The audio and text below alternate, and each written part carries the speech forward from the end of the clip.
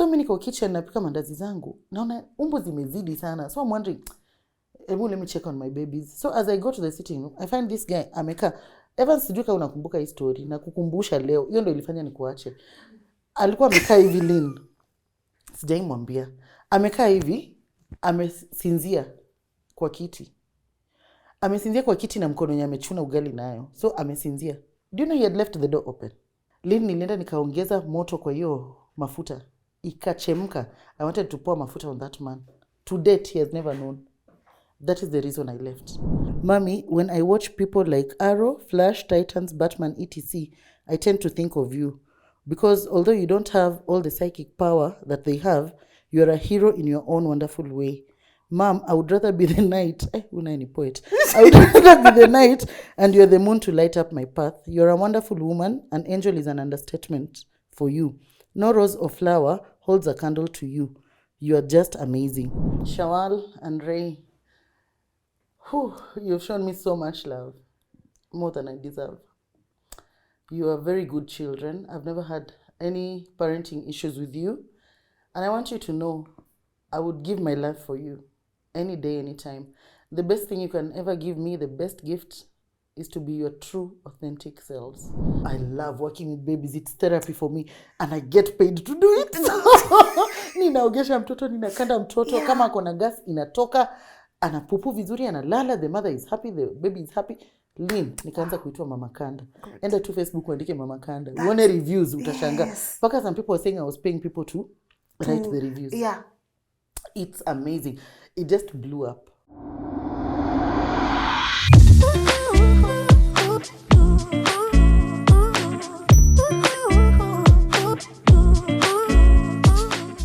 A very good morning to you and a warm welcome to LNS Rebuilding Series. My name is Lynn Ngugi. Guys, I'm just so psyched for today's episode because I keep saying we are not what happened to us. And when I called my guest, she was so intentional and said, Lynn, I do not want mine to be a woye story.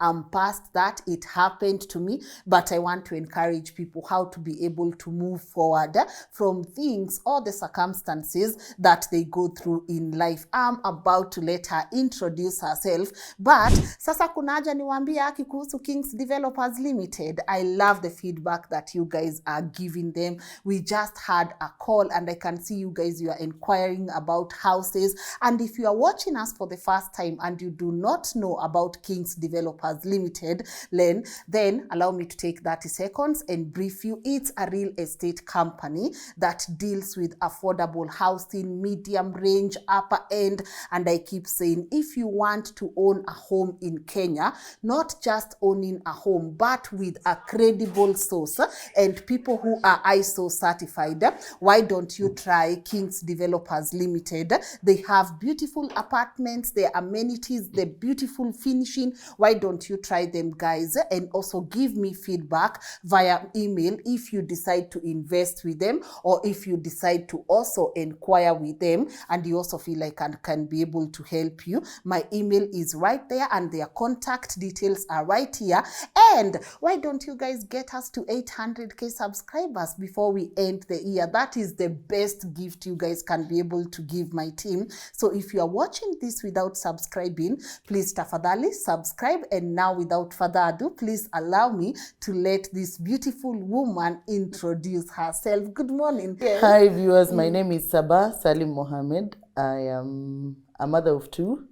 You know, sometimes we introduce ourselves and we start with a mother of two. Yes. I'm a postnatal, prenatal specialist, and I bake cakes for a living as well. Yeah. I'm just a happy soul. I'm just a happy soul. Your energy. Thank you. Something about your energy. Thank you. Last time we were supposed to film this was 2 days ago, and I couldn't make it on set because I had an emergency.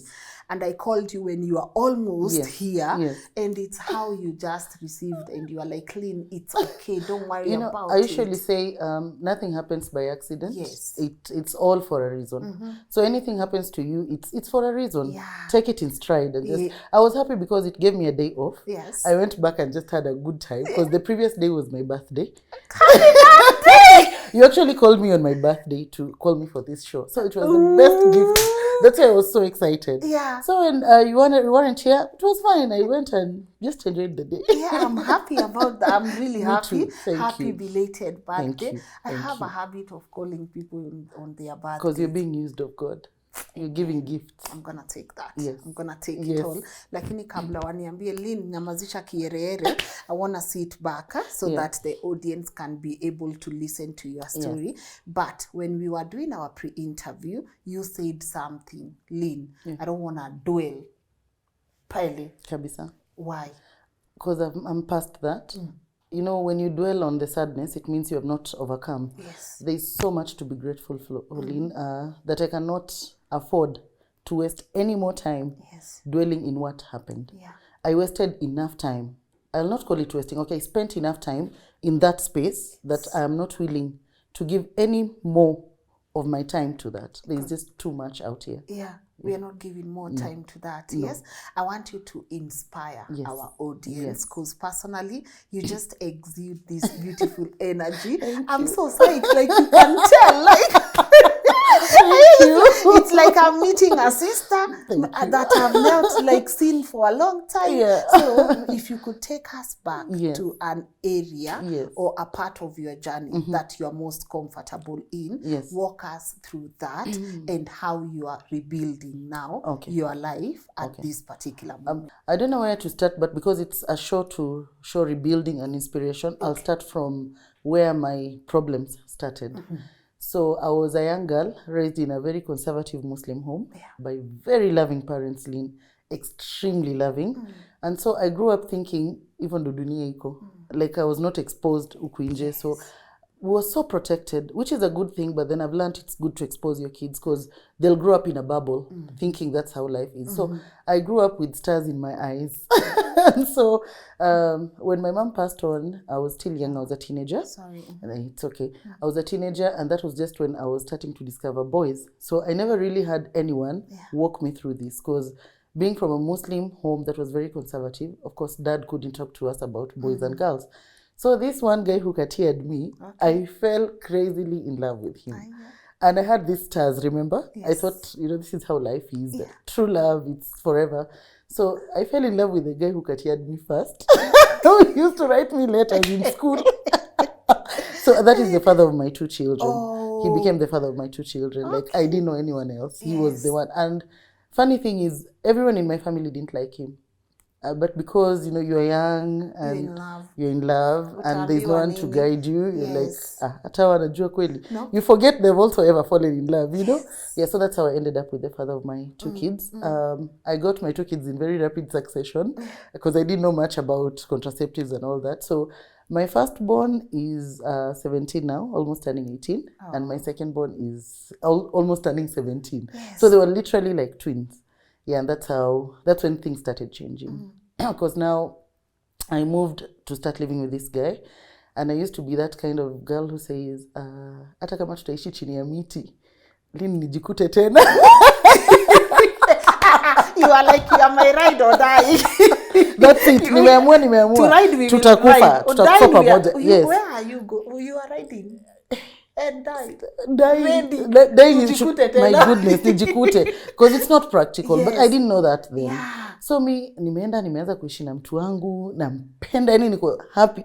My people would want to come and get me, najificha. Like, unanichukua wapi, niache mtoto wangu. Because now, that time I had one small baby. And then 6 months later, by the way, is when I got pregnant. I discovered I was pregnant for my second baby. So, Lynn, huko ndo mara ya kwanza nilijifunza kuwasha ile lantern. Unajua hiyo lantern? Mimi sikuwa najua kuwasha. Paka mother used to think I'm pretending. His mom now, she's an amazing woman. She embraced me and welcomed me like her daughter. So she would tell me, ebu nioshe hiyo chimney leo. Me, I go take kitu ya vyombo. Na asubuhi inajaza mafuta all around. Hii kitu inapanguzwa na gazeti. I don't know. I learned how to cook na kuni huko. Nililima huko. Nilishika jembe hivi. Unalima hivi ina bounce back. Ukigonga hivi chini, imagine that jembe had no adabu. In a bounce back. Imagine that's where I learned. But I was very happy to be there. I was very happy to be there. And now, because everyone had warned me, everyone had told me don't, na nimeenda. So I'm that kind of person, sijuangi kujihurumia. na sipendi kuwekea watu mzigo. Because now my parents weren't there, so I was feeling si ulienda mwenyewe. Mambo zimebadilika, kina kuramba, utaenda wapi Lynn? You made your bed, lay in it. So a lot of people didn't know what I was going through, except a few friends. And now I had started being isolated from these friends because of all the stress I was going through. I want to say, because my kids will watch the show, I'm not going to paint like graphic photos of what was happening, because still I want to protect my children from... They should discover about him in their own way. Good. Yes, that's what I hope you will allow me to do that. I'm good. So yeah, a few people realized, because I lost weight. I've always been kapumpum, but then that time, Lynn, without exercise, without diet, nilikonda. Ungeka hapa maji ningetembea nayo juu shingo ziko hivi. Nilikonda kabisa, but that's when people started like, are you sure you're really okay? A few friends would ask, are you really okay? My hair was very long mpaka huku kwa makalio. Nikashave yote nikabaki kipara. So people would say me like, are you sick? What happened? Why are you shaving though? I was just so frustrated, Lynn, and at that time we didn't know much about mental health. So looking back, I was very depressed. But I didn't know that at the time. Okay. So mi nimenyoa nywele, mi ndo huyo niko tu hapo, siko happy anymore. I'm always shouting at my kids. But it was because life was very unbearable. And then this is the kind of man, mkikuwa na watu wengine, he is very loving. So hata ukianza kuambia watu, mi siko sawa, it doesn't make sense. They don't understand. Unasema aje hamko sawa. But Lina was not okay. I thank God for his mom and his dad. They really loved me and they were good to me. And his sister as well. I remember sometimes he would go to work and then ametuachia 50 bob. Unafaa kununua makaa, unafaa kununua breakfast, unafaa kununua lunch, uko na watoto wawili, you know, you're not working at the time because the babies were still very small. So it was very hard. I don't blame him for that at the time because he didn't have. But then when things started flowing, it got really, really bad. So mi si mtu wa kukaa na kujihurumia Lynn. Nikaanza kufanya tu biashara hapa na pale. So rafiki yangu, actually she was my sister-in-law, the girlfriend to my brother. Akakuwa anatuma vitu kutoka huku Stage Market. Vitu za nywele za watoto nini, mimi nachukua Bungoma nauza. Nikaanzia hapo. Pole nikafungua hoteli. I spoke to my brother because I love cooking. I'm a great cook. I should cook for your crew one day. Now you see, now we are talking. You see now this. So I really loved cooking. So I talked to my brother and he agreed to help me open a small hotel. So we got 12 chairs and 4 tables. Lynn, niko na hiyo photo, nitakutumia if you can put it up. It's already now there. Nimekonda nikianza hiyo hoteli. But Lynn, sijui kama nikubariki mikono zangu, Mungu alibariki ama ni chakula ilikuwa poa. Because I started na githeri na maharagwe na chapo. Day 1 ikaisha yote. Day 2 watu wameshaambiana, watu wa mjengo, kuna food poa huku. Day 3, Lynn, before I knew what was happening, room kama hii imejaa, watu wanakula wakisimama pale nje. Wacha ilipick, my hotel really picked up. I was like, what is happening? I need people to employ. So we started, and you know, it was very exciting. So I would leave my kids with my mother-in-law and a house help, and then I would be up by 3:30. Mimi ndio nimekimbia, nimepika machapati zangu, you know, kila kitu. It was really amazing. It started picking up. So it brought more problems instead of helping. Because I came to discover my husband was having an affair with someone around there who happened to be my friend. So kuchapo ya kwanza ilianzia hapo. Hapo niliichapo mara ya kwanza because we didn't have running water. So I had a lot of jerrycans. So someone would go very early in the morning, fetch water and bring. So mimi naambiwa, "Mom, jerrycans hakuna. Zimeenda wapi?" Adhis alichukua. I'm sorry, I'm mentioning names, but they won't know who sita jida pili. Adhis alichukua jerrycans za hoteli za maji. Baba ndo alimpea. So me call baba, jerrycans zetu umepea aje, you know I need water. Hey, ilianzia hapo. Hapo ndo nikajua there was something. Niliwekwa hedi. Okay, where are we? Because it's funny now. We are out of that space. We are out. Materazzi. That time was when Materazzi was a player. Yes. Do you have ever heard of Materazzi? It's so atakwambia. I just know it was a player. Sijui alikuwa ni wa France. Yeah, footballer. A footballer who aliingiza hedi na this is when you know aliingiza goal. Does not know football. Aliingiza goal na hedi. You know the guy? And so hedi kaanza kuitwa Materazzi. So he gave me a Materazzi.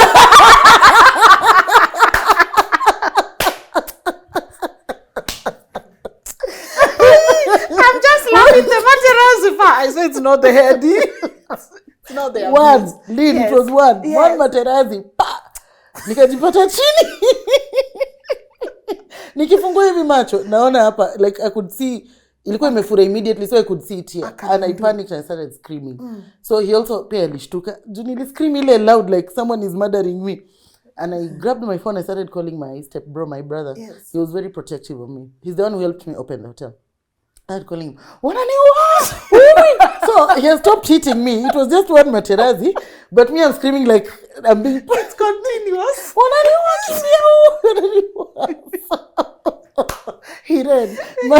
The father of my children ran. Yes. He ran to his mom. His mom was just nearby. Mama Shawala amefanya nikampiga. So the mom alishtuka akakuja running. She finds me on the floor screaming, Wananiua! But she said there's no one ananiua, mwenye ananiua ameshakimbia. So my brother happened to be sitting somewhere with some guys after prayers at Jioni Isha. Yeah. A lot of guys. I came with my small bro, those cousins of mine, like a whole pickup truck. Wamekuja mpaka na tarimbo. Aki wangempata wangemuua. Wakakuja, nini imehappen? Kichwa imefura hivi. Like, wamenipiga head. They were so mad, Lynn, because I'd never told them I was going through issues. Si tulikwambia. So they took me to a hospital. Ilikuwa inaitwa Elgon View. Yeah. Nikafika huko nikatibiwa. Wakaniambia tunaenda polisi. I was like, hey, tunaenda. But now I'm panicking. Wakipeleka baba watoto wangu polisi. Yes. Nikasema wacha tuende tuchukue watoto. Tuweke kwa Abdul. No, that's my brother. Yeah. Alafu tuende polisi. Yeah. So they agreed. Tukifika hivi kwangu, see the kids are with Mathe huku chini. Mimi nikaingia kwangu and then I locked the door. And then I told them, mnataka kushika bwana wangu?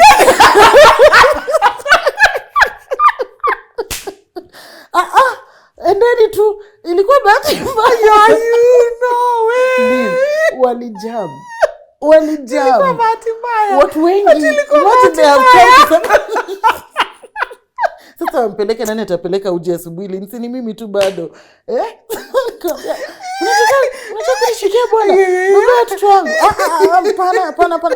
You know, they was set in so much shock like, ndio mtu tumetoa hosi sahi, because I didn't give them any indication. Take afungwe. Yes. So all of a sudden nimeingia kwa nyumba nimelock na waambilia kwa dirisha.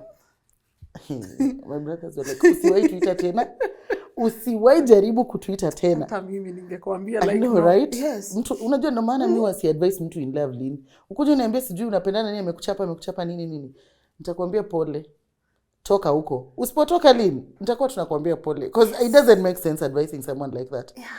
Mimi hivi ndo nilikatalia kwangu. So wakaenda, my husband came akichungulia, wameenda he was so sorry, I'm sorry nini, but beatings hazikuishia hapo. Sasa it was now the start. Yeah. Okay, he didn't beat me too many times, but he beat me, and me ni ule mtu you can't, Lynn. It's as much as you have broken down my self-esteem, because you used to tell me umenona nani atakupenda nini vitu kama. I don't want to really talk about that part. Okay. But mimi utanichapa mara mingi, Lynn.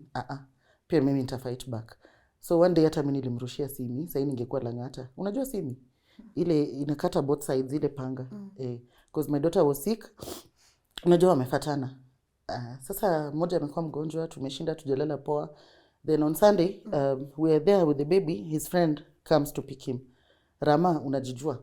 Rama alikuja akamchukua. Yes. So I told him, please daddy usiende. Ona mtoto vile ameshinda vibaya, usiniache peke yangu. Because you see there are two babies, He insisted narudi and he went. Lynn, my daughter got so much worse. She convulsed.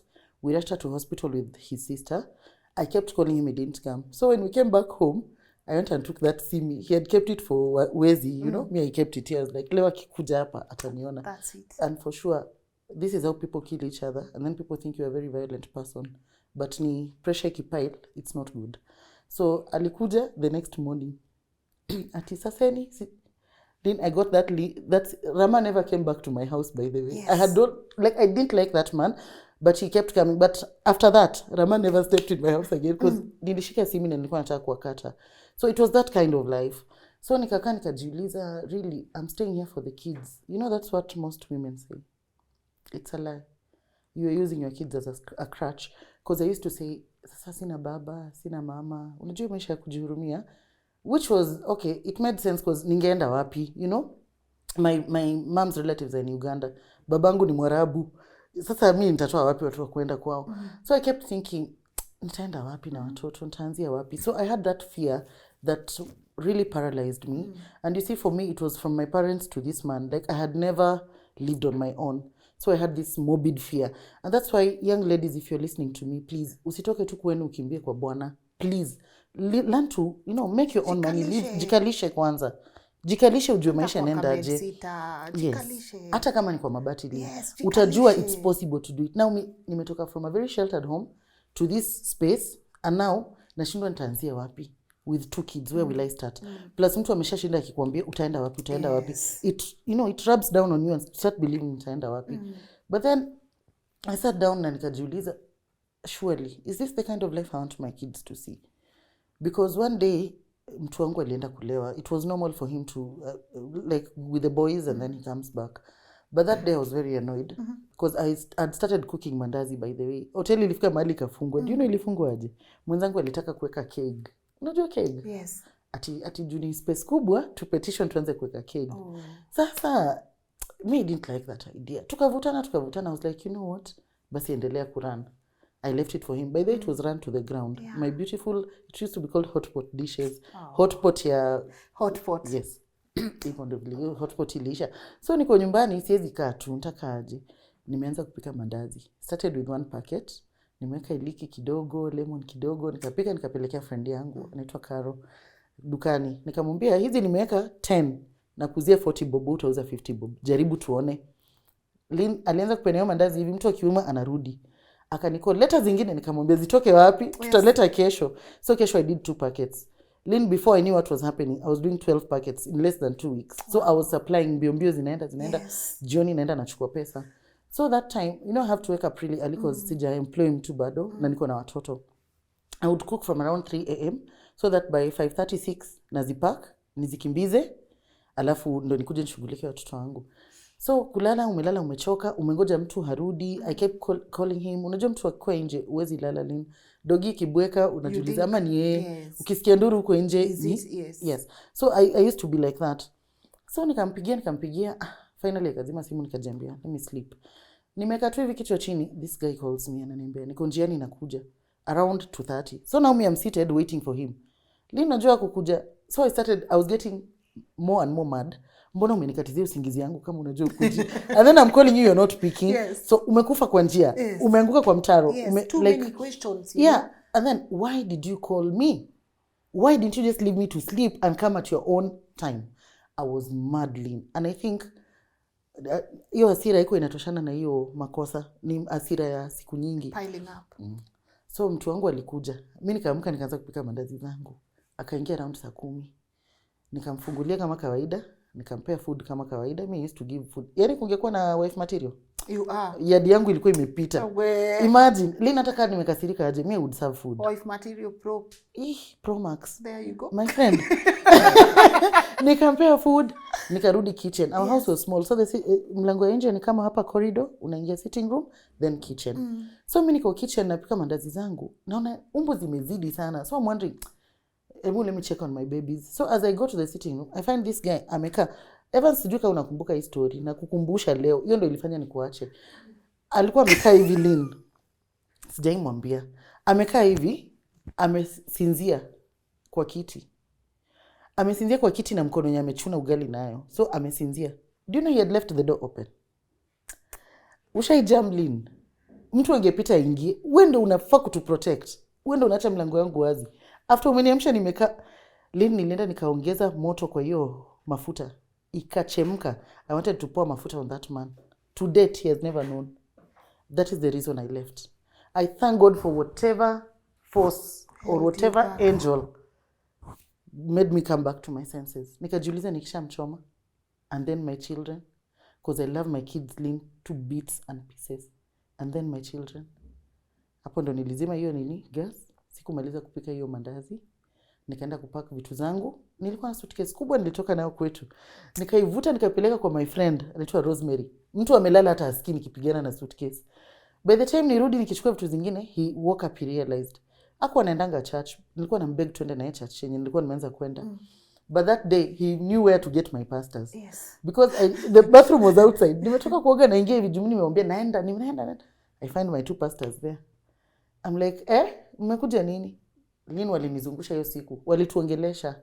wakatupeleka place ingine inaitwa Sarasa, it's a hotel. Sat us down there, talked to us, but in my head me I was done. I'm done. But they really spoke and spoke and spoke and spoke. I'm like, these guys, mbona wanielewi? Hii kitu, it can't be salvaged. It's 10 years nimeishi na huyu mtu, like Lynn, hakuna mali tulikuwa tunaenda completely. Siwezi ongelea stories zote zenye nilipitia. Me have ever had a miscarriage and stayed with that dead baby in my womb for 5 days. The blood became black. Ile inatoka ilikuwa black. Reason, hatuna pesa ya kwenda kuosha hiyo tumbo, but akona pesa ya kwenda kunywa every day. I don't want to talk about so many of that things, but I'm trying to show you it was not possible to salvage the situation anymore. Yeah. So these pastors spoke. You felt like, especially, I think I get now that image of finding the person that's supposed to protect you, hajielewi. Yes. To date I'm like that, Lynn, but these days I speak out. Hizo siku sikuwa naongea. I was done and I kept trying to explain, but they never understood. So I agreed to stay. Nikakaa na yeye tena a few more weeks. Nikimwacha Lynn hakujua nimemwacha. Nilikaa hivi nikapiga hesabu, siku amelala na ngorota na muangalia hivi. Me I wasn't sleeping. Kila akilala nilikuwa namwangalia na kasirika. Akichew food naona sasa niliona nini kwa mtu. Anachew aje. You know? And he was a very handsome guy, you know? I used to have to force myself to remind myself mbona nilimpenda. Yeah. I was like, Sabah, you're done. This is not you. You have so much potential. Like, you've changed yourself so much, you can't even recognize yourself anymore. He's not changing, you're the one changing. Did you ever try to talk to him? Like, Lynn, a million times. We used to talk and agree, and it was just, I think we were too young and we were not compatible. We jumped into it. Yeah, I don't want to put all the blame on him. I wasn't a good wife as well because I was done. I was totally, ushaisha yadi done. You're done sasa. Yeah. So that morning nikiamua kumwacha, ilikuwa usiku nimelala, tumekaa hivi. I woke up, sat, looked at him, was like, nafanya nini hapa? My kids will soon be, you know, they're very bright. They'll need more school fees, nini. How will I cope? You know? Hapa kuna future ya watoto kweli. For these kids, I keep saying I'm staying for the kids. I actually need to live For the kids. for the kids. I need to live for these kids. Either I will die of depression here, because I was so sad all the time. Mtu angenifanya kitu kidogo tu machozi inatoka, and I was so angry. Yeah. I didn't know, if I wish I knew about mental health like I do now, ningejisaidia. And then I had a brother, I love very much, I love my brothers, but alikuwa mlevi. Looking back, he never really got over the death of our parents, and then he started drinking, then he became an alcoholic, and we thought tu ni kichwa ngumu. Unajua ile yenye mnaongeleshanga mtu, we mbona uchange. Like I was so frustrated, mbona ubadiliki. He's way older than me, and as we speak he's in prison right now, but he's a changed person. He has paid his dues to society, and I can't wait for him to come out, and yeah, he's amazing. He's amazing. So I was dealing with that as well. Angekuwa analewa, ulevi zake zinamtuma huku kwetu. And I thank God for his mother-in-law, my mother-in-law, sorry. She was very understanding. She would take him and ampanguza juu ameanguka kwa matope. Mara amepigwa, he's bleeding.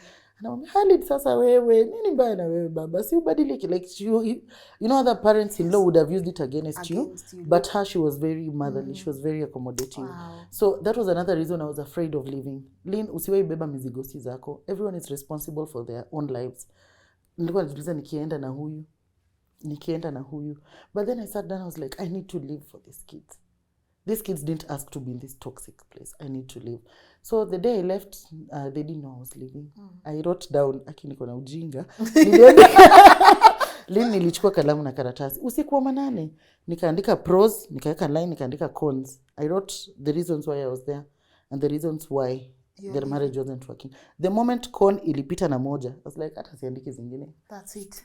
Kwani nimemea hapa? Mimi sijamea. My mom is even embarrassed of me right now. She is a very strong woman. What is this nonsense? Nikaamka, kajembea naenda. Prepared my kids for school. Told them, mukirudi jioni, mtaenda kwa madam. They call the shosho madam. Mtaenda kwa madam. Mimi naenda kwa Uncle Jamal Nairobi. That's my small bro. Naenda kutafuta maisha. Lakini no matter what anyone tells you, I'm coming back for you. You know? And my kids were like, utakuja lini? And I didn't know when I was coming back, but I told them I'm coming back for you. It doesn't matter what happens, ntarudi. And that's how I left Lynn. Nobody knew I was leaving for good. So I got to Nairobi with 100 shillings in my pocket because I had 1,200. 1,000 bob nililipa fare. So nilikula samosa mbili na kuru. Nilifika Nairobi na shilingi 100. Called my brother, hi, uko wapi? Town. Nikamwambia nichukue, niko hapa North Rift. He comes, sina bag, sina watoto. Nini mbaya? Amekupiga tena. Like, twende to home. That's how we went to his place. Your small bro. Yes. My small bro. He's amazing. Anaitwa Jamal. Jamal, thank you. He stood with me, asante sana. He was living with his wife then, anaitwa Ruth. Ndaliro, Ruth, thank you. You know, the women would bring a lot of issues. I stayed there for a while, Lynn. Wanaulizana. Sasa Ruth is the one who came to ask me.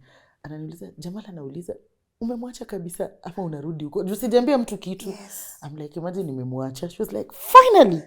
Anaenda naambia brother yangu. So my brother is like, tuchukue watoto. Sasa Lynn, utachukuaje watoto? Wewe mwenyewe ni mzigo. Uende uchukue watoto uwalete hapo aje. Nikamwambia hapana. Ni baba yao. Watajipanga na wako na madhe. Watajipanga and she loves those children.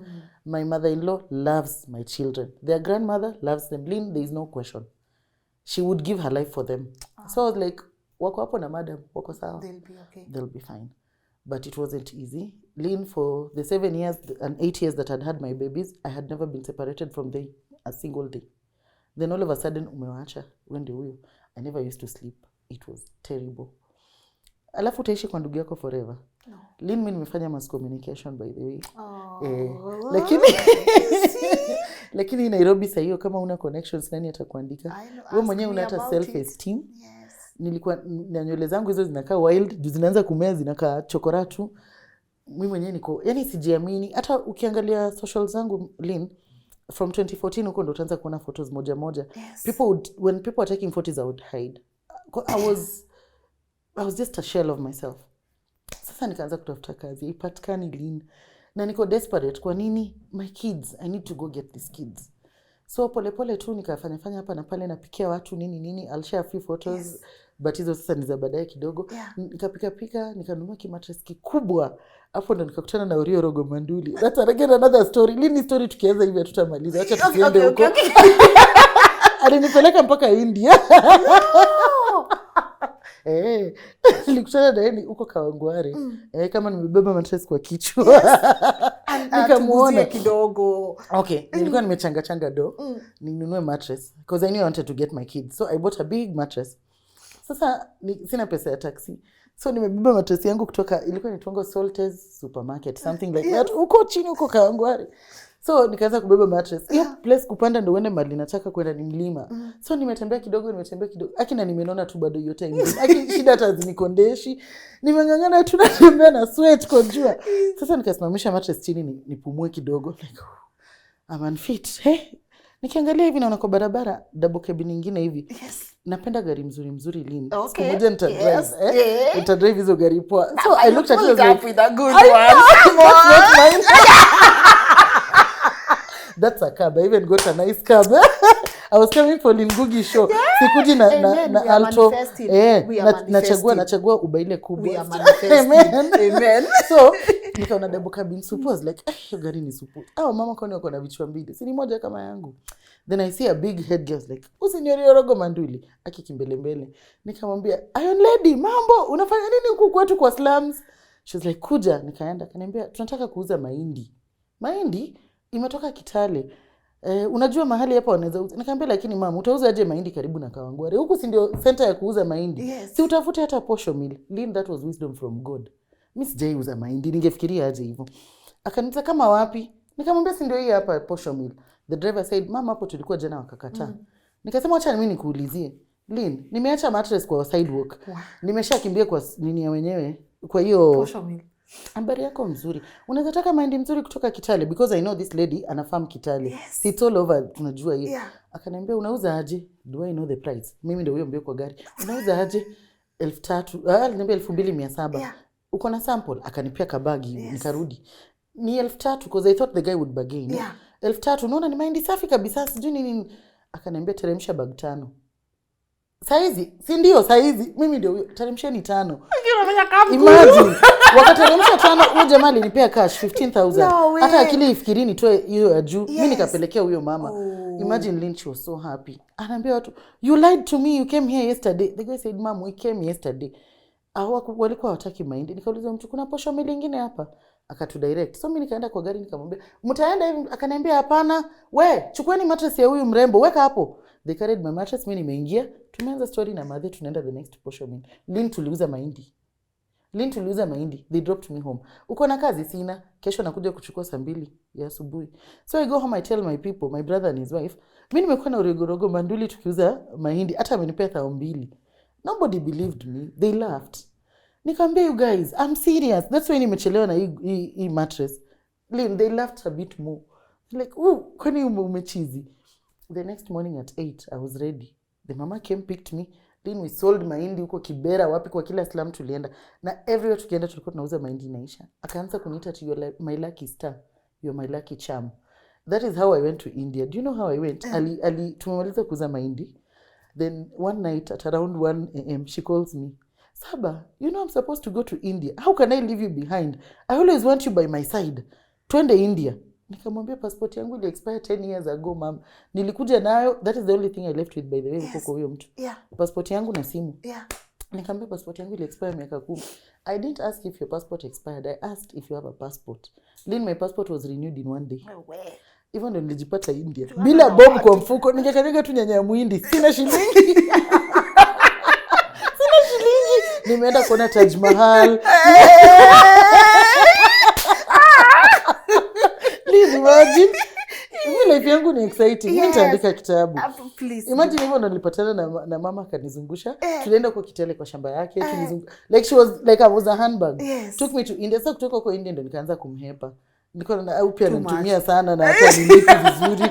But may she rest in peace, she was an amazing woman. Yeah. She really helped rebuild my self-esteem. Like I would put on something, akiona miguu zangu. I used to wear just very long, big dresses. And I'd be, hey, boy, no, you go. Na look at that leg. Yes. You should have it insured. Yes.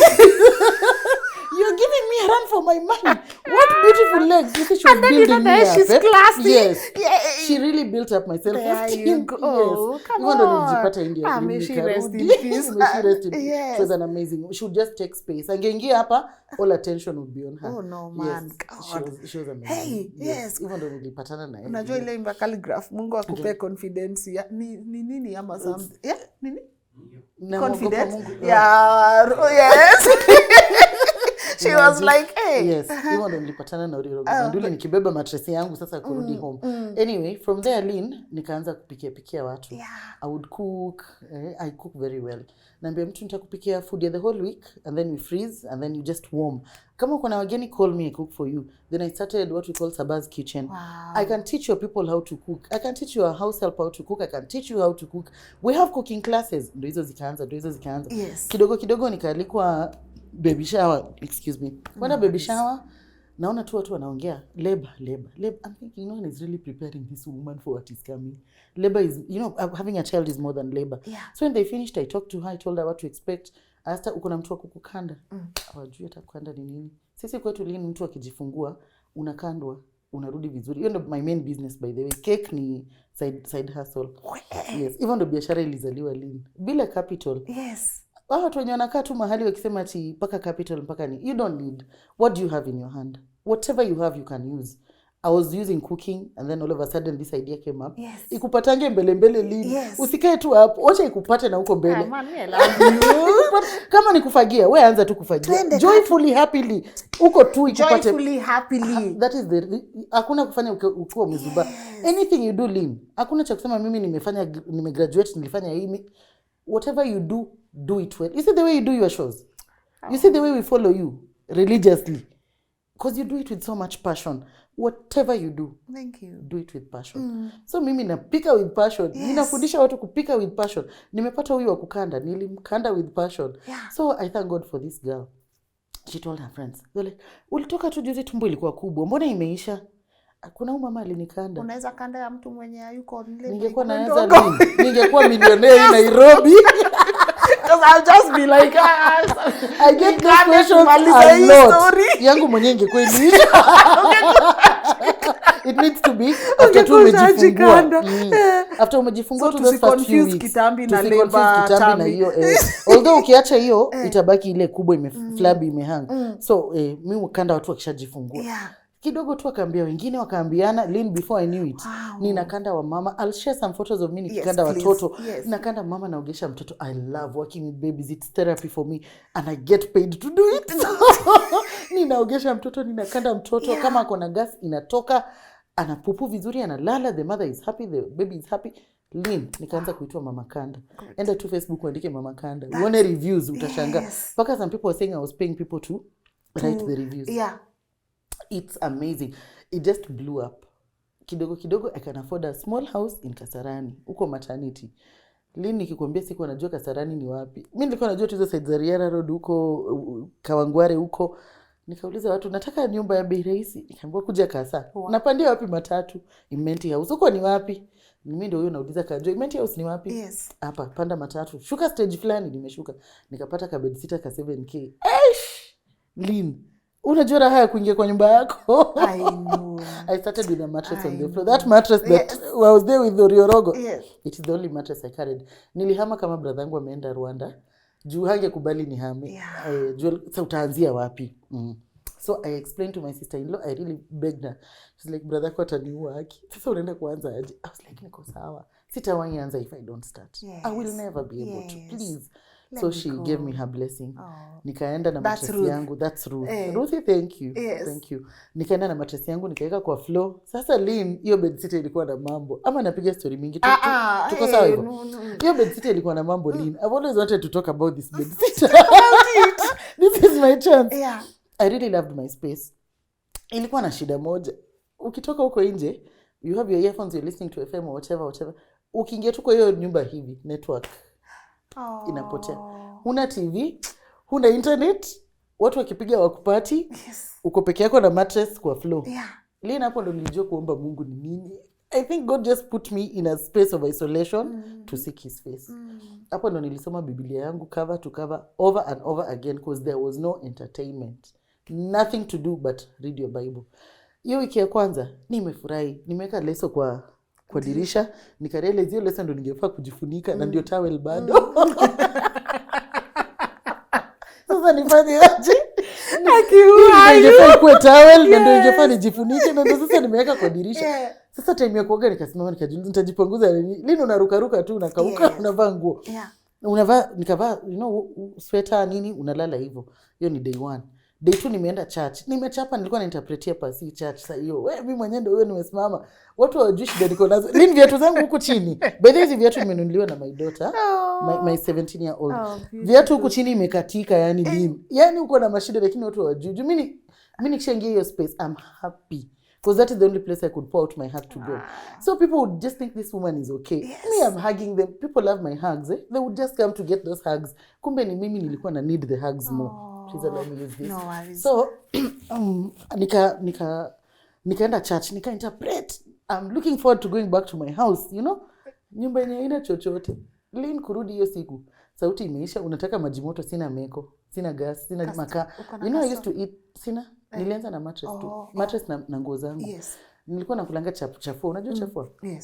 Nini? Lino uju. Sini ile nini unaekewa supu. Supu na chapo. Mbona unaona mimi kama ni some kid sijui from whatever. I forget sometimes. I'm still Lynn from the block. True. So nilikuwa nakulanga hiyo chafu. I was forgetting. Sasa hiyo siku Lynn, wacha koi ni ume. Naambia tu Mungu sasa hizi ni gani? Imetoka tu man kukufanyia job. Hata maji tu ya kuchemsha kunywa moto bwana God hizi ni gani? I used to talk to God like he's here. I think I was going a bit cuckoos. I would talk to God like he's here. I was missing my kids terribly, you know. That day Lynn nimelala, watu wakagonga mlango. On Facebook tulikuwa tumepatana na mama wengine wenye tunajaribu ku lose weight. Tukaform WhatsApp group, then we gave up. So tukajiita tunonozi. Like tumenona so what? Nipige food yako tumekula. So what? Kwani mwili inatuuma? So what? So tunonozi. So this tunonozi. Kuna album cover. I think tuko na photos. Tunonozi tulikuwa tunaongea nao sana. I used to be able to open up. It was the only space I would like, Aki guys, I miss my kids. When I'm having those slow days, I would cry to them. I would tell them, Aki nafaa kuhama.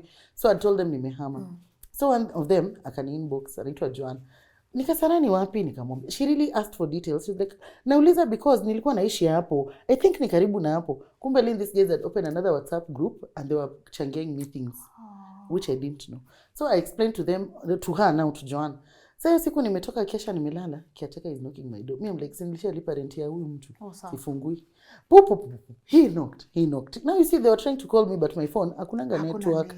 That man knocked my door until I was mad. Nini? Akaniambia kuna wageni. I was like, si mimi. Now who knows me in Kasarani. It's like, ni wewe vile wamekudescribe ni wewe. Akifungua.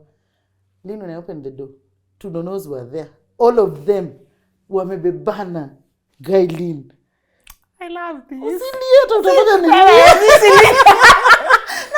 I love this. Do you know? These girls had brought ameko. Jerry gave me ameko. Doti gave me sufurias that I treasure to date. Nimenunua zile masufuria zangu zile granite, but hizo sufuria I treasure them. Mwingine ameniletea vikombe za pink na very nice flowers. I still have them. Jug na glasses, I have them. And guess what? They carried food. It's like the new mama anachochote wamebeba. Do you know they sat on that floor with me? Tulitandika hapo chini. They sat, we cooked, we ate. Na gas yenye wameleta. Juu angekuja bila hiyo gas hata kungekuwa na food ya kupikia. Paka drum ya maji waliniletea. Lynn, it was such an amazing time. I couldn't believe it. I was like, what? They came to an empty house and left it feeling like a home. I was so happy. They really encouraged me. We laughed, we talked, we ate. Paka watu kwa hiyo ni wakajua, kumbe kuna watu hapa. Na ukiona hata tungeangusha nyumba yenyewe. Ungeona watu walitoka hapo ndani. Tuko tu vibonge. I love you ladies. We now call ourselves wild pals. Tulijitoa kwa tunonos because we are losing weight. So now we are wild pals. Wow. We love ourselves. Tunapendana. Asanteni guys. Thank you. Watu wamenisaidia sana. Kesho yake nikaitwa kukanda mtu mahali Riara Road. Nikaenda. Sasa unajua sina pesa. Nimeomba tu fare kidogo nikaenda.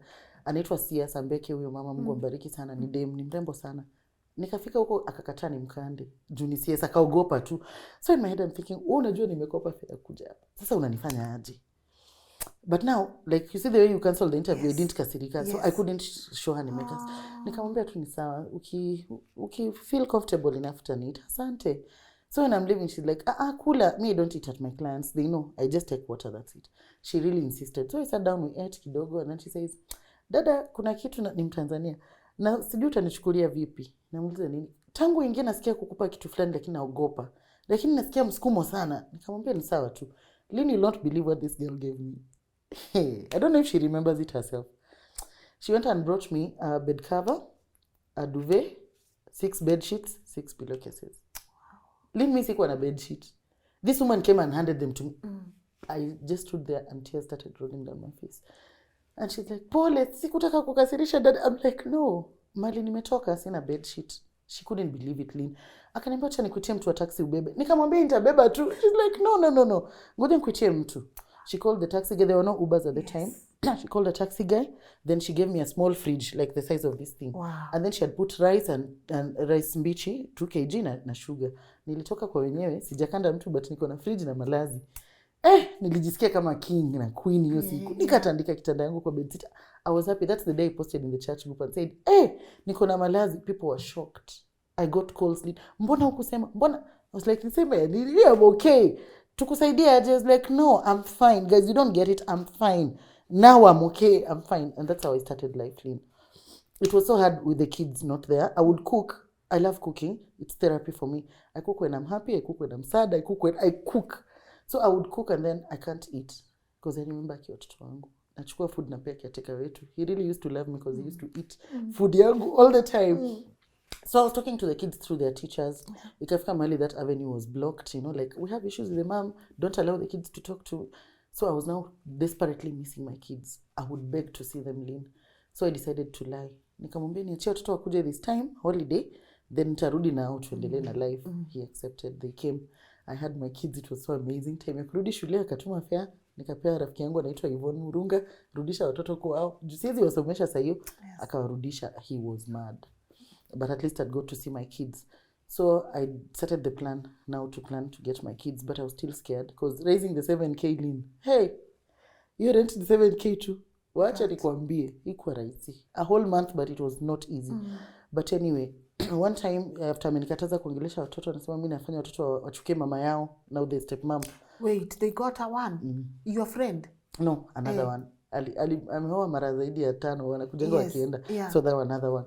Ati mimi nafanya wachukie mama yao. I'm like, I begged, I pleaded. I called Pastor Elijah, he can confirm. Screaming and crying. Wamesema nafanya watoto wachukie mama yao.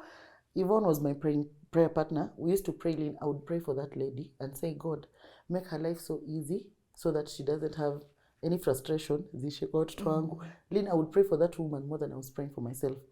My prayer partners can attest. Yvonne Murunga, Nelly Murunga, we were praying together. Now the woman who was living with my kids and my ex-husband. I would pray for her, Lynn. Juu unajua akikuwa na frustration nani atapata shida. I would say, Father bless her. Father bless her. Give her money. Let strangers bless her. Yani nilikuwa namuombea more than I pray for myself. Alafu ndo unasema ati mimi nimefanya watoto wachukie mama yao. I made a decision, I'm going for my kids. Kama watalala njaa ni hapa. Kama ni hapa, hii mchezo itaisha leo. Siku yenye watoto walikuwa nafunga shule, mimi usiku kwa shuttle, kaenda Western. Nikapata madhe ni mgonjwa, so I stayed with her in hospital for 3 days. She had a hernia operation. She was supporting me to take the kids. But every time the man would come to see his mama, tell him, tuongeje watoto. I was hoping we would be able to co-parent. Aki bado nilikuwa na stars in my eyes. I was still hoping we could be able to, co-parent peacefully. But ananiambia tutaongea. Then he went and said, watoto kuna mahali wanaenda. Someone told me he said that. I was like, oh, okay. Madhe akatoka hosi. I waited. Peleka madhe home. Nikamwambia madhe, nataka watoto wangu. Wako wapi? Akaniambia wako kwa ule mama. Hata mimi na support uchukue watoto. Lakini sasa itakuaje? Nikasema, damu ya mtu leo itamwagika hapa. Yangu ishaimwagika. Leo naambia si yangu mtajua babangu ni Mwarabu. Mimi leo nachinja mtu hapa. I've come for my kids, I want my kids. Nilipata sijui nitaita anga ya mama, hasira yenye sijawahi kuwa nayo Lynn. I went straight to the police station. Nilipanda boda. Nilishuka hivi boda, badala niende ni explain pale police station kitu hapa. Nilifika kama nimeanza kupiga nduru. Sikujua naweza kuwa drama queen. I think hizo vitu zilikuwa bottled up for so long. Lynn. Nilifika tu hivi hapo kwa inaitwaje kwa OB the reception. Nilifika hivi, habari mama. Wamenikataza kuchukua. Sasa hata sisemi, napiga tu nduru, nimerungusha kibeti, nimetupa viatu. Nini? Wamefanya nini? What they were so kind Aki. Wanasemanga polisi ni wabaya. Aki those cops were kind. Walinichukua kwa karum kingine hapo. Jua tuna gathering Wakaniambia nyamaza, wakanipea chupa ya maji. Kunywa maji pole. A female cop now. Watoto wamefanya nini? Wako wapi? Ni wazima? Wako wapi? Huko wamekataliwa. Wakaniambia calm down. Let me take you to the relevant office. Ndo usi explain mara mbili. Because I was crying with so much pain. A whole year of not seeing my kids, Lynn. A whole year of not seeing my children. Yani nimeteseka nikifikiria watoto wangu. Nikaenda nikajielezea, mama kaniambia hapana. Uko na njia ya kwenda kukidnapa watoto kwanza, kesi tufanye baadaye. From the way you're talking, mumefika level mbaya. We can go with cops and get the kids, or you can go and pick these kids. Tufanye aje? Nikakall Madhe. I didn't want to first go with the cops because I didn't want to traumatize my kids. Madhe kaniambia, tutafute tu njia kuchukua watoto. Mom helped me. Mimi nikachukua watoto wangu vile walikuwa, nikaomba nguo zao sikupewa, tukakuja vile walikuwa Lynn. Usiku wanavaa t-shirt yangu, nafua nguo zao, nafanya hivi na nika kwa balcony. Asubuhi wanavaa hivyo. Hivyo ndo tulianza maisha na watoto. Naambia basi nitumie viatu za shule. I'm the one who bought those shoes and sent. Can you send me this? They never sent anything by the way. Watoto wangu tulianza life vile mimi nilianza zero. Sasa kuingiza watoto shule. Hi my friend. Shule inataka sijui 14,000. 7,000 ya mwezi mzima inanishinda. Sasa 14 times 2. Nifanye aje Lynn? Nikachukua vitabu nikanunua, nikaandika jina za watoto na jina ya shule. Nikajibeba nikajipeleka kwa admin wa shule. Walikuwa meeting. Nikasema nataka kuongea na huyo mama. Admin nilikuwa nimescout, nimeuliza admin, nikamwambia ni huyo mama ndio mwenye shule. So they said, "Hapana, yuko meeting endo ana chair meeting. Let's call you the secretary." Next take secretary, nataka huyo mama. So they told me wait for her here, but meeting ita take long. Then I sat there from around 2 p.m. to around 7:30. Watoto wangu wako kwa nyumba peke yao. Kumbuka wametoka in a very safe neighborhood. Sasa tunaishi Kasarani side ya ghetto. My kids were not, I never used to allow them to play outside when I'm not home. Nikienda kukanda watu asubuhi nawaambia mkicheza mwende rooftop. The gate used to be locked. Mkirudi ni ndani. Hatuna TV, so read books. I bought story books. Kaeni hapo msome vitabu. No phones, no nothing. So my pastor's wife gave me a TV by the way. Asante mama. Sijaisahau. Pia mimi nilipea mtu hiyo TV. She gave me a TV, so my kids at least got a TV. So nikangoja mpaka 8. So when this lady came out, she's like, oh my god, you are still here. Nikamwambia mama, leo ni kama tutaenda na wewe kwako. Nini? Mimi nataka kwenda, niambie haraka. I explained to her. She's like, no, you know you're a new parent. You have to pay full fees before you admit your kids. Na sio 14 vile unafikiria. Kuna 3K ya admission. Wow. So plus 6K. You know that's how my mom got me to school. Alikatalia. Hata sikuitwa hiyo shule. Hata kugoja ni hiyo wazimu inawezanga saa zingine. She packed the box, the mattress na kila kitu. Hata ana ya admission letter. Yes, twende shule. She took me there. Yes, and she said apana. These people are human beings. Mimi nilikatalia kwa ofisi Lynn. She tried to kick me out. I said, "Mami, kwako ndio tunaenda leo." Mimi ndio hizi vitabu. I came with books. I've written St. Matthew's Junior Academy. Waende wapi? Watoto wangu hawezi toka mahali wamezoea kuishi. Niwalete kwa kabed sitter, then niwapeleke public school. Waende wapigane na watu 1 million huko. Mwalimu, utanifutesea watoto wangu. She's like, sasa mimi niwache saji. I was like, hiyo next takubali. Teacher iko hivi. End of the term, I would have finished the fees. Give me one chance. If I don't finish by end of term, please nifukuzie hawa watoto. But mimi sitoki kwa hiyo ofisi mpaka waadmit watoto. She tried to refuse Lynn. She met mawe. Nilikatalia kwa ofisi ya wenyewe. Finally she accepted. But on condition that by the end of the term, umalize. Nilimwambia mami nitamaliza.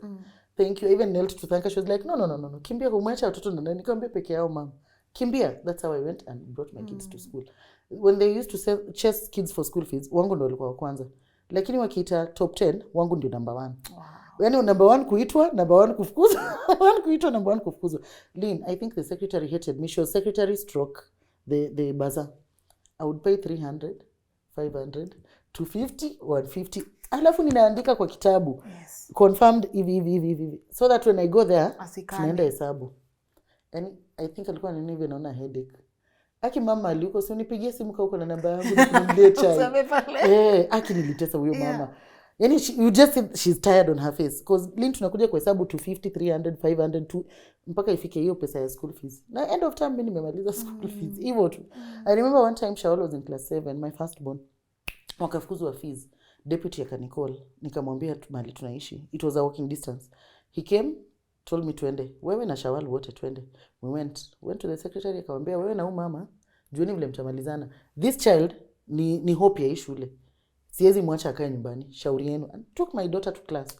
Left us there with the secretary. Ananiambia utaleta pesa lini? Namwambia wewe nikao unajua mali pesa inapatikana. Si unikopeshe. Ananiambia wewe acha ujinga. Utaleta pesa lini mama Shawal? Mimi sijui Lynn. And me I don't know how to lie. Lynn, I'll not tell you tomorrow when I don't know I'll have it tomorrow. You nitakuwa nimekudanganya. Even that's what I used to do with my caretaker. Wacha nikwambia wende alikuja kutufungia nyumba. Alikuwa sasa mama, the baba went now, mama came. Sylvia, aki thank you kunivumilia. Sylvia atawatch. Yes, I know them because we really related. I used to give her a really big headache. Amekuja kaniambia ati tutafunga nyumba.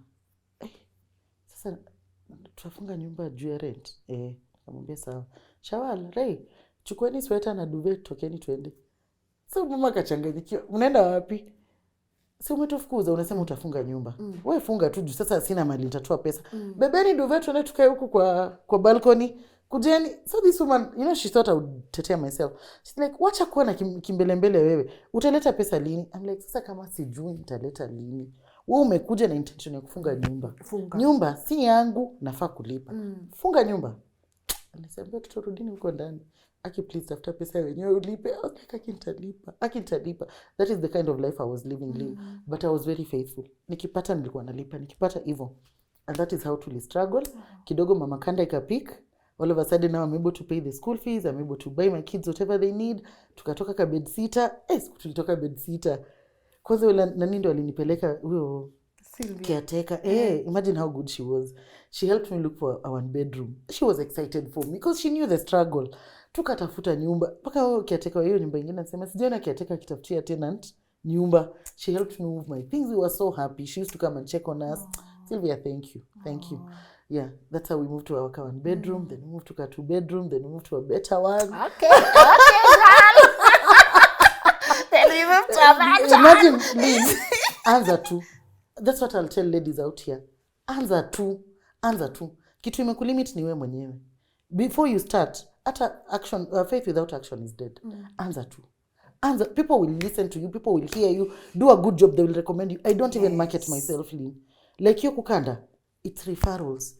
Anytime I put up a post, they'll get 1 or 2 likes because I think watu wamekuwa scammed too much. Ukiambia mtu tumbo itaisha, maziwa itakuja, they think another scammer is here. But when somebody puts a review, you get thousands of comments and you get a lot of work, you see. So just do a good job. Do a good job. Lynn, maisha ilibadilika kabisa. And guess what, the most important thing, nilisamehea. Hao watu nilishawasamehea wenye walinikosea. I was getting very bitter, especially when you're lacking. Ukikosa watu wakifukuzwa fee, you're calling, you're not being helped, nini unaanza, and then this thing atikusaidia, you're not saidia. This is kids, it's your responsibility. Hata si wa mama tunakosea ati nisaidie na watu, kusaidii ni responsibility yake. So when he would shun his responsibility, I was getting bitter. Like, huyu ako tu huko, mimi niko na watoto huku, things like that. I would call the sister. The sister has really helped me, and the mom, they've really, really come through for me many, many times. I would call her, aniambia sasa tumfanye aje. Mimi niko na hii, ananitumia, wacha to top up na hii. Hivyo, Sally, thank you. She has really been there for my kids. That's why today, if the kids want to visit, mimi wasikatai. Oh, you let them. Many times. Even their dad. Yes. Because now, sitasema ati msione huyu muone huyu.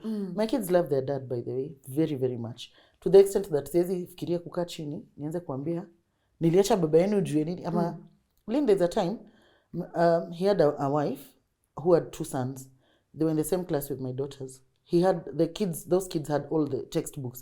So when my kids visited and then they came back, time ya homework, sikuwa na afford vitabu at the time. We used to go and knock doors usiku. Ni mama Shawal. Please, tunataka kucopy page 5. We copy. Those parents were good, they would let me. But it was very embarrassing. Imagine vile nimenona hivi, mama mnono hivi, uko na big smile, and then huwezi afford textbook ya mtoto hata ya second hand. Unaona? That's why me right now my kids have books. Books paka wateme. I buy books. Na nisisikie mtoto wa mtu ana kitabu Lynn, I will buy. Nitajinyima ninunue because I know how it feels. So one day Rachel, my small one, asked me, mbona kina Collins wako na vitabu zote dadi aliwanunulia? Mbona sisi hatuna? Lynn, hiyo kitu ilinichoma nikifikiria watoto wangu kitambo mtoto aongee. I went, nikachanga pesa, nikanunua vitabu. I put in a box, I wrote his name, pretended that zimetumwa na North Rift. Nikaletea watoto wangu. They will watch this interview and know I'm the one who bought those books, my daughters. I was trying to protect your feelings. Wakadhani zimetoka kwa baba yao. I was so excited. I used to cover him a lot. Looking back, I shouldn't have. I should have let the kids see him. Vile. But I didn't want my kids to bear a burden that was not theirs. So I used to really, really cover. I think it's hard to draw a line. It's hard to, should I protect? Should I not protect? What do I want my kids to see? Especially kids who keep on asking you about their dad. Because they knew him and they love him. Tunataka kwenda holiday. Now, you are torn between, you are not even supporting these kids. Wanakuja kukuona aje. Then they go to visit, they come back swinging hands. Na nguo zenye walienda nazo. Hata mboga ya 20 bobo hezi beba. Baba Shawal nadanganya. He knows. He will watch this. I know they will sambaza to him. And I'm glad he will. Because now I'm letting it all out. How is your relationship? With who? Na yeye. Nikikuonesha messages utacheka wanguke chini na mguu juu. Ana promise kusaidia watoto, kusaidia ni responsibility yako. Anasema nawasaidia, nitalipa school fees ya second term. Second term inafika. I start texting a week before. Mpaka the D-Day. Message ziko hapa Lynn nitakushow. Yani mpaka siku nyingine nilimwambia sasa wewe. Hata emotionally, I wanted you to be there for the kids. Emotionally. Even that one you're failing me. So now I'm cutting you off. Because I found, kwa simu za watoto wangu, I have access to their phones. Mtoto amecall, no response. Paka natuma messages, Dad, it's me, Shawal. Please call back. Dad, please. Dad, huoni message zangu. Daddy, nipigie. Dad. So now the little you're supposed to do is emotional stability. You are breaking that as well. By the way, my kids are going to therapy. Yes. I want to, they're supposed to go in December now, peleka therapy. They need to handle these things. They need to go through. A professional needs to help my kids, honestly speaking. Mali pesa inatoka sijuangi mali pesa inatoka but itakuja. Nitakanda tu mama kadhaa hiyo pesa itafika, nitauza keki. Links utanipromote keki zangu, utanionyesha picha zao. Hata zinaonyeshwa sahi. Hata pause kidogo waone keki. Guys, oneni keki for 15 seconds. Just look at those cakes. Do they look nice? Do you love? They're amazing. They're amazing. Because I don't just bake. I bake with my heart. I pray for my cakes. Nasemanga Mungu watu wakikula hizi keki. Wabariki. Pesa zikuje zaidi wazidi kunipromote. I pray for my cakes. I love baking. Nitabake tu Lina watoto wataenda therapy. Juu sasa mimi nitahandle aje. Watoto wenye wanapenda baba yao but wakienda wanarudi na damage. You know, wakikuwa huku, he's not communicating. I really wished. I see women who refuse fathers to see their kids. And I wonder, afadhali mi wangu angejaribu tu. Mimi nilikuwa, nitakwambia Angeline, I really wanted my kids to have a proper relationship. With their But father. yeah, it's life. C'est la vie. C'est Did you la see? vie. I need to show you a Yeah. letter my daughter wrote me. They like writing me stuff when they're in school. Then when they come home, they're in different schools. One is in Lugulu, one is in Karima. Wow. See how they pass. Karima girls. Ish. Come on. Imagine, both are in national schools. Yes. Lynn, God alinifuta machozi. You should have seen me na vuvuzela. Sijui kama nitapata hizo photo. Yeah. Nilikimbia kutoka Kasarani mpaka Githurai. Na vuvuzela, basi ya shule iko nyuma, mimi niko mbele. Naambia mama Shawali, si uingie kwa basi. Nguvu ya kuingia kwa basi itoke wapi? Mtoto wangu amepita mtihani. We sold. The next morning nilikuwa naumwa huku hiyo tizi. Nilikuwa naumwa ni sina sauti. Yeah. Watoto wangu wote walipita mtihani lini? Wow, Wote walipita national mtihani. schools. The national schools now of wangu feel. Wow. Mungu tu anatusaidia. Wow. And they're doing well, they're shining, they're thriving. Yes. So usually when they're in school, they write me notes. For my birthday, they do something and then they bring, wakuja shule wananiletea. So jana, nimeletewa hizi na Shawali. Beautiful. Imagine she saved her pocket money. Paka nilimwambia, it seems I'm giving you too much pocket money. She's like, no mom, I sacrificed. She got you good shoes. She got me good shoes that fit. They actually fit. They fit. Rachel wrote me a letter. Hata leo asubuhi nimekuwa nikisoma nikikuja. Hey, on Mashujaa Day. That letter should be put up. It says, to my dearest mom, mi amor, I know it might be a little late to deliver these words to you, but love has no measure of time. It's because she wrote it on Mashujaa Day. Yes. So, mon mère, hiyo sijui ni French ya my mom. You are the best. Today on Mashujaa Day, I would like to wish you a happy Mashujaa Day because you are my Shujaa. Mommy, when I watch people like Arrow, Flash, Titans, Batman, etc., I tend to think of you. Because although you don't have all the psychic power that they have, you are a hero in your own wonderful way. Mom, I would rather be the night. Una any poet. I would rather be the night and you're the moon to light up my path. You're a wonderful woman. An angel is an understatement for you. No rose or flower holds a candle to you. You are just amazing. Ma, you have left footprints in the lives of many, like the time you took part in my Dress My Choice movement, or the cancer walk, or even the times you gave food and cooked for the street families. All these acts of heroism, are acts of an independent, brave woman who was well molded mpaka akaiva.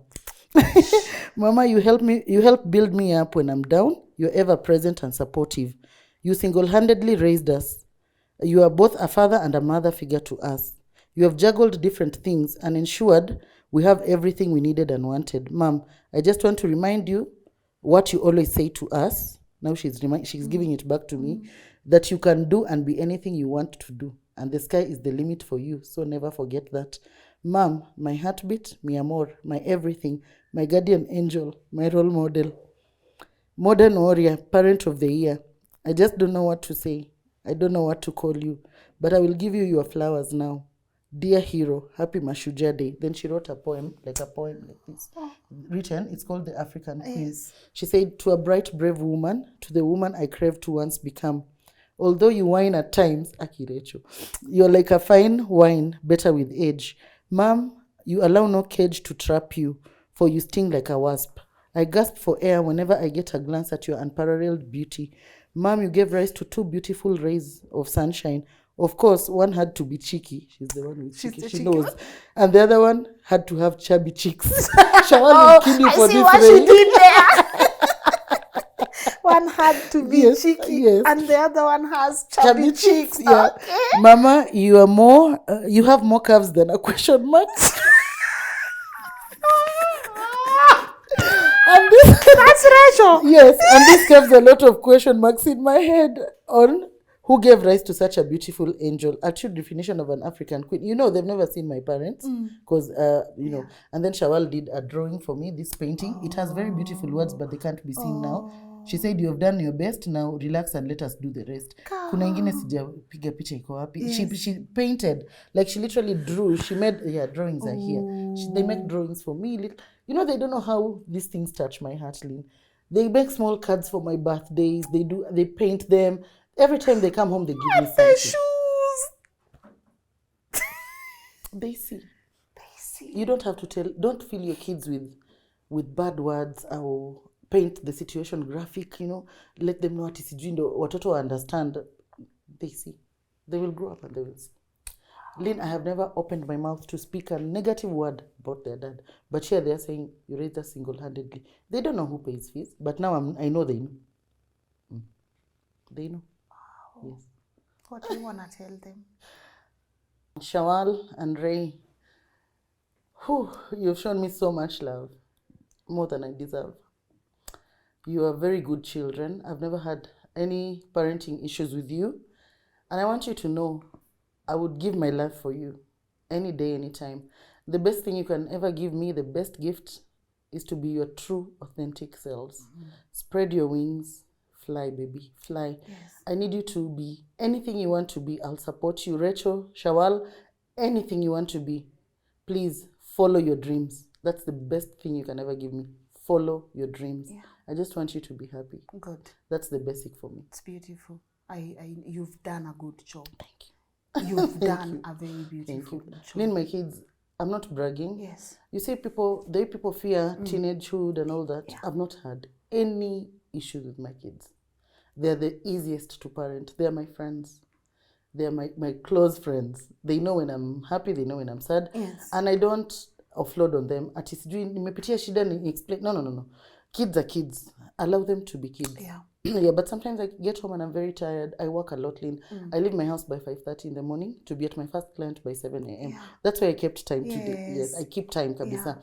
So sometimes you come home and then you have to bake cakes, So nafika jioni naoga, naanza kubake keki, usiku watu wakilala na decorate.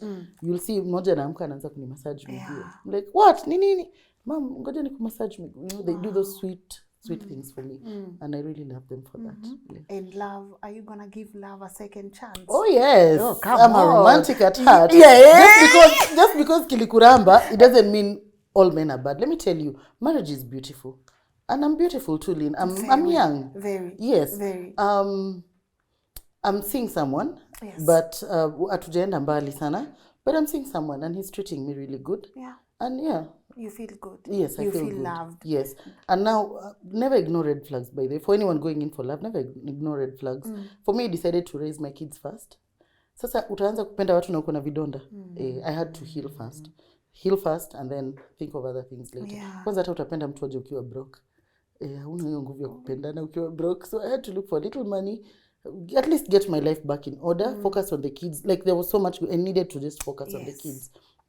But love, yes, I'm a romantic at heart. Good. Yes, one day I'll get married. Beautiful. Yes, to a wonderful, wonderful man who'll spoil me silly. I deserve it. And when you know better, you do better. You do better. Yeah. Thank you. I don't want to wind up before you tell us it's time to. Do you feel like you've left anything? Do you feel like, what do you want to tell people out there who are hurting? And I just love how you've kept it classy. It's beautiful. Thank you. For anyone that is hurting out there, Lynn, I saw something on Facebook that shocked me. Yeah. A lady posted about the abuse she was going through. And then people were telling her, usitoke mpaka uheal. How do you heal in a toxic? Usitoke mpaka uheal. Several comments, trust me. That? Usitoke, jipange kwanza upone ndio utoke. Jipange, do not stay in a toxic place. Yes. That's breaking you. Yes. First thing you need to do. Marriage is beautiful, but if it's not working, toka kwanza. Musiuane, usivunjike mpaka, you can be broken until you can be put back together. Toka. Na ukitoka, usiogope maisha. Hii maisha ni kuanza. Na siongeleshi watu wenye wako in relationship peke yake. In life, we all start from somewhere. Do not despise the days of humble beginnings. Do not fear to try again. Do not fear to start again. Whether you're a man or a woman, whether you're in business, whether things have gone down, I see a lot of people complaining about the economy. Usiogope, anza tu Lynn. There's dignity in making your own money. Hakuna dignity kuombaomba. Sasa wale wanaogopa kuosha barabara juu watu watasema nini? Watu watasema nini is the biggest killer of your destiny and your dream. Yes, and it will keep you in a pit. Lynn, kama ni kuuza sambusa, uza, tengeneza delicious ones. Happily sell them. Be very joyful selling them. I keep saying the reason why people are dying with their dreams, Yes. it's because they are so ashamed of Yes. starting from Yes. the bottom. Everybody wants to make it, but they don't want to be seen starting from the Can you bottom. imagine? You don't want to be seen struggling. You don't want to be seen hustling. It's like you want to wake up and you're here. It and can never happen can like never that. happen. It can never. Yeah. And then hakuna haja fake life, hakuna haja Lynn. Kama uko kwa hii level saizi ni sawa. It's okay, we all started somewhere. Yes. Just be you, be happy. You're not doing it for anyone. Lynn. At the end of the day, wewe ndio unateseka peke yako. Yes. At the end of the day, you are the one with your thoughts at night. At the end of the day, ni wewe utajiangalia kwa kioo. The competition is not kwa kila ni wewe na dreams zako. So just start. Good. Just start. Whatever you have in your hand, start. Lynn, hata kufundisha watu Kiswahili, fundisha. Kama ni anything, mimi sijui nitasema je watu waelewe. Fua joyfully. Yes. Pikia watu joyfully. Yes. Fanya chochote utafanya joyfully. And from there you will grow. You will grow. Never give up. Keep fighting. Yes. Yeah. What do you now know that is different about love? To you now, what's love versus what you had before? Love is when it's reciprocated. You can love someone, but you can't force them to love you back. So when you see they don't give you the same energy, jipende kwanza. Yes. Sometimes you love someone so much, you literally lay your life down. And even if they walk on your back, yes, they will never recognize it. So learn to detach when it's time to detach. Yes. I've learned something, Lynn. In life, tuko na seasons. Ecclesiastes now makes sense to me. Times and seasons. There's a time and a season for everything. When the season is over, achana na kitu yenye unangangana nayo. Iwe ni kazi, iwe ni relationship, iwe ni kuishi mahali. When the season is over, the season is over. Yeah. Just learn to know your seasons and your times. Yes. Good.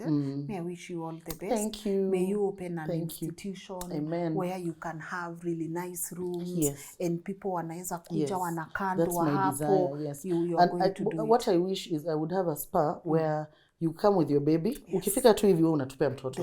We take care of you and we take care of the baby. We're relaxed too. Yes. Yes. Write your vision. Yes. It is written down. There. Yes. Habakkuk. Yes. Write it down. Yes. And I also wish to have a very beautiful bakery where we'll do a lot of training for people and we'll sell beautiful cakes. Yes. Sometimes you taste a cake somewhere, unasikia tu kulia, mtu alitoa pesa yake anapikiwa kitu inakaa ugali. I love to do very beautiful work. So I would love to teach people. At least hiyo ni mahali mtu anaweza anzia. Lini ukiona vile nilianza kubake, hiyo ndio tumeacha nyuma. I have some photos. I used to have a carpet. Hiyo carpet ilikuwa tu ni miracle kuipata.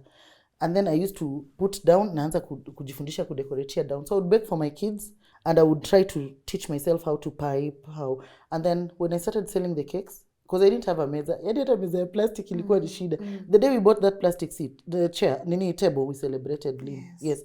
So I started baking na jiko. You can bake with a jiko or gas. Yeah. So I would just buy the baking tin, I put the butter, cover it nicely. Na keki inaiva. Ukipelekea client hajui ulipikia kwa jiko because it's delicious. And you've decorated it. Just start. Stop saying sina oven, sina mixer. Tulichapa na mwiko Lynn. Kwanza ni tizi mzuri sana. Yes, ni tizi. Mimi nilikuwa napiga na mwiko.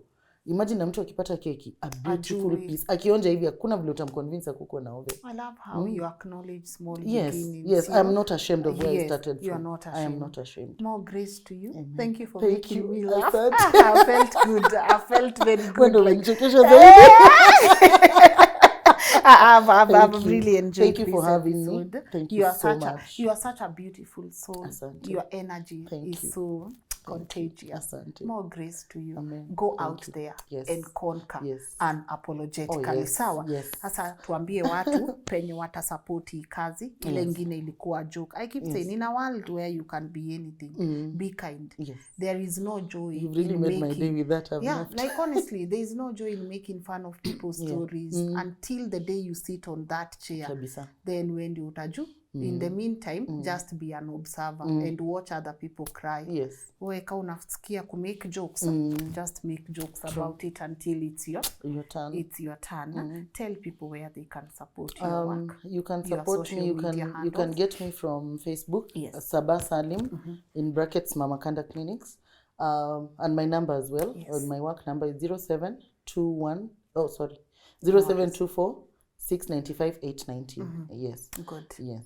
May God bless you. Amen. And Thank may you. He bless Amen. the work of your hands. Amen. Literally. Amen. Utanikanda. Nitakukanda. I can't wait. Ulele kama mtoto. Yes, I can't vibaya wait. sana. I Let me can't wrap wait. this up. Yes. Thank you so much Thank for you. coming and Thank for you, Lynn. making your Asante time, not sana. only once, Yes. but Asante. twice. Thank you for Sindio? having me. Ambia watu wangu Thank you. bye. Asanteni sana. Yes. Kwaherini. Why? God bless you. Yeah. Anza tu. Yes. Anza, maisha itakuwa poa. Itakuwa poa. itakuwa Yeah. poa. All right. Yes. Thank you so much, guys, for watching. And obviously, I want to know on the comment section, what is your take home?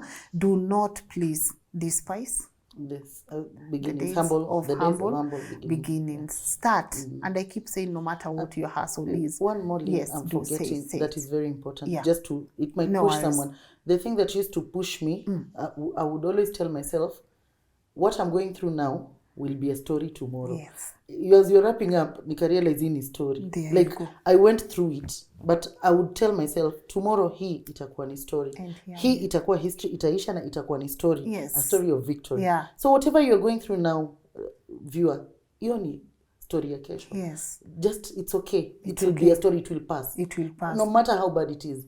Jua itawaka, itazama, itapita. And nothing is permanent in life. Nothing is permanent in life.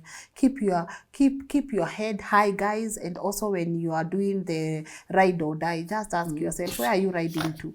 Sometimes you're actually riding nowhere. Like, where are you riding to, you know? Thank you, guys. Sindio, muniachie comments hapo. Sasa, let me talk to you about our partners at Kings Developers Limited. I don't take the people who walk this journey with us for granted. And that's why your support to them goes a long way to making sure that we keep our network running. So if you're looking into investing in a beautiful space, what's your dream home? Dream house. Sitaki ya ghorofa. Nataka nyumba iko na 4 bedrooms. Yes. Unajua ulikuwa naongea hivyo nikijifikiria tu nikikumbuka, because it's my dream. Yes. To own a home. Lini unaona watu wakienda nyumbani December? Yeah. Mimi sinanga pa kwenda. Yeah. So I don't want my kids to have that. Yeah. So I'm really trusting, Yes. not hoping, I'm trusting and working towards it to own a home one day. Yeah. Ikuwe tu na 4 bedrooms nicely, ikuwe na ka green space pale nje, na dogi zangu ziko pale. I have dogs. Yeah. Lynn, it's in my head. It's in your head. Yes. And even to anyone that is watching, and may it come true. Amen. You can always be a homeowner. Yes. But I keep saying the problem in this country is that we have a lot of people conning us of our hard-earned money. So if you're looking into owning a home with a credible company, why don't you try Kings Developers Limited?